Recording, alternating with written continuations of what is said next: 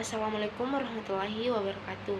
Perkenalkan, saya Putri Wulandari dengan NIM 1054011129222 dari kelas E. Fakultas Keguruan dan Ilmu Pendidikan, Prodi Pendidikan Guru Sekolah Dasar Universitas Muhammadiyah Makassar. Dosen pengampu yaitu Sulfahrul Amin SPD MPD. Baik, langsung saja. Dalam video ini saya akan merangkum tentang materi pembelajaran konsep dasar IPS SD. Adapun materi pertama yaitu hakikat pembelajaran IPS, di mana hakikat pembelajaran IPS itu adalah ilmu pengetahuan sosial atau PIPS sebagai mata kuliah merupakan ilmu pengetahuan mengenai segala sesuatu yang berhubungan dengan masyarakat. Pendidikan IPS adalah perpaduan beberapa disiplin ilmu sosial yang dipelajari mulai dari jenjang pendidikan dasar sampai pada jenjang pendidikan tinggi.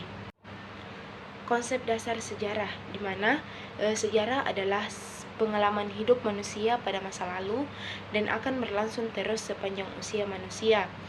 Mempelajari sejarah antara lain bertujuan agar pengalaman manusia, baik manusia lain ataupun dirinya sendiri pada masa lampau dapat menjadi pelajaran, pengingat, inspirasi sekaligus motivasi dalam menjalani kehidupan di masa sekarang dan mendatang. Yang kedua yaitu konsep dasar geografi, di mana geografi adalah ilmu yang mempelajari persamaan, perbedaan dan fenomena geosfer dengan sudut pandang kewilayahan, kelingkungan serta keruangan. Secara etimologis, istilah geografi berasal dari bahasa Yunani, yaitu kata geo yang artinya bumi dan grafian yang artinya pencitraan. Sehingga geografi dapat didefinisikan sebagai ilmu pengetahuan yang menggambarkan segala sesuatu yang ada di permukaan bumi. Konsep dasar geografi meliputi 7 bagian, yaitu konsep lokasi, konsep jarak, konsep keterjangkauan, konsep pola, konsep aglomerasi, konsep nilai kegunaan, dan konsep interaksi dan interdependensi. Yang ketiga yaitu konsep dasar ekonomi, di mana konsep dasar ekonomi pada dasarnya ekonomi merupakan kegiatan sosial, karena tidak ada manusia yang mampu hidup sendiri dalam memenuhi kebutuhannya. Manusia satu sama lain harus saling bekerja sama. Istilah ekonomi bermula dari konsep rumah tangga yang kemudian dijabarkan dalam konteks kehidupan bermasyarakat. Istilah ini berasal dari bahasa Yunani yaitu oikomunia yang berarti manajemen rumah tangga. Dan yang keempat, konsep dasar politik. Dalam catatan sejarah, orang pertama yang memperkenalkan kata politik adalah Aristoteles, seorang filsuf Yunani kuno. Ia mengemukakan bahwa manusia adalah merupakan binatang politik atau political animal. Berangkat dari asumsi tersebut, ia mengawali penjelasannya bahwa hakikat kehidupan sosial sesungguhnya merupakan politik, karena interaksi satu sama lain dari dua atau lebih dua orang sudah pasti akan melibatkan hubungan politik.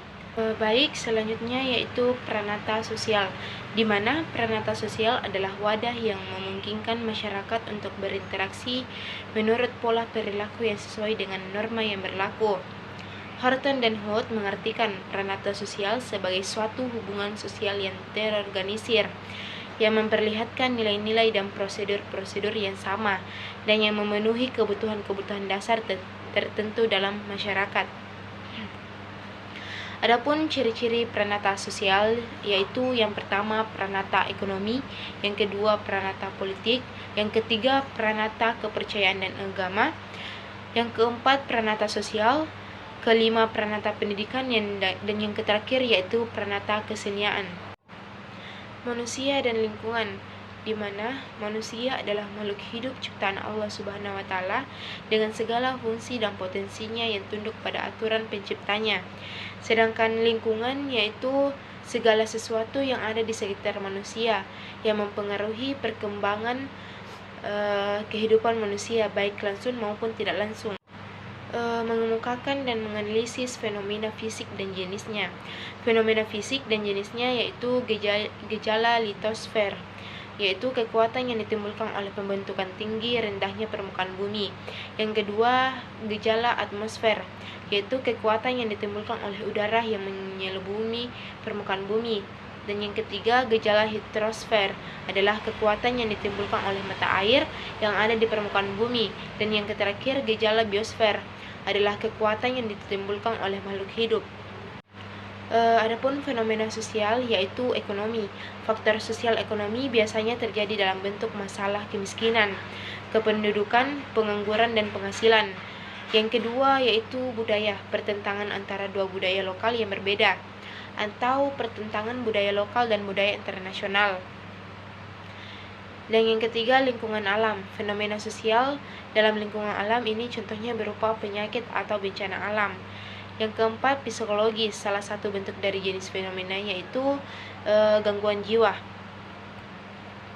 Contoh fenomena sosial yang pertama, mudik, pencemaran air, kriminalitas, unjuk rasa, kepadatan penduduk, dan aksi solidaritas saat bencana alam tiba.